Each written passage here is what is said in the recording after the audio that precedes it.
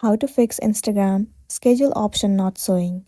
In order for you to fix this issue, the very first thing you want to try doing is move into the settings of a device. Head over to General and then move into iPhone Storage. In this page, move into Application Instagram and then click on Offload App.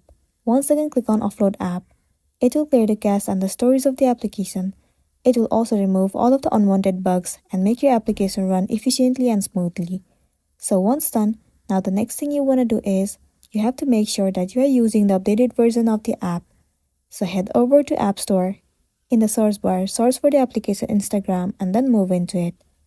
Right here, if you see the option of update, then click on update and update the app to the latest version. Most of the time, updating the app has also fixed the issue, so you might be also good to go. If not, try uninstalling the application and then reinstall it. It will refresh whole of the application, so it might also fix the issue that you have been facing, and then you'll be good to go. So that's the wrap for this video. If this video helped you, give it a like and check out our next tutorial. Thank you.